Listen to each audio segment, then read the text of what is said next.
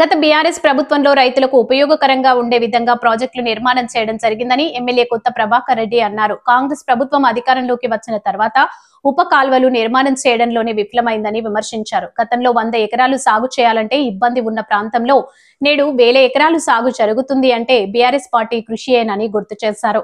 సిద్దిపేట జిల్లా దుబ్బాక మండలంలోని చెల్లాపూర్, దుంపలపల్లితో పాటు మున్సిపాలిటీ పరిధిలోని గ్రామాల్లో ఎమ్మెల్యే కొత్త ప్రభాకర్ రెడ్డి మరి ధాన్యం కొనుగోలు కేంద్రాలను ప్రారంభించారు. ఈ సందర్భంగా ఆయన మాట్లాడుతూ కాంగ్రెస్ ప్రభుత్వం అధికారంలోకి వచ్చిన తర్వాత రైతులు వ్యవసాయం చేయాలంటేనే భయపడాల్సిన పరిస్థితి నెలకొందని అన్నారు.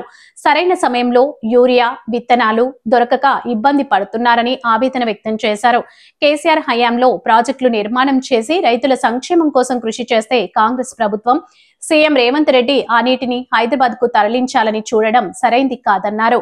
ప్రాజెక్టు నీటిని రైతులకు సరఫరా చేసిన తర్వాతే పట్టణ ప్రాంతాలకు తరలించాలని, లేదంటే రైతులతో కలిసి ఆందోళనలు చేస్తామని హెచ్చరించారు. రైతులకు బీఆర్ఎస్ ప్రభుత్వంలో 24 గంటల విద్యుత్ సరఫరా చేస్తే నేడు 8 గంటలు కూడా నాణ్యమైన విద్యుత్ సరఫరా కావడం లేదని విమర్శించారు. రైతులను ఇబ్బంది పెట్టే విధంగా కాంగ్రెస్ ప్రభుత్వం చూస్తే సహించేది లేదని హెచ్చరించారు.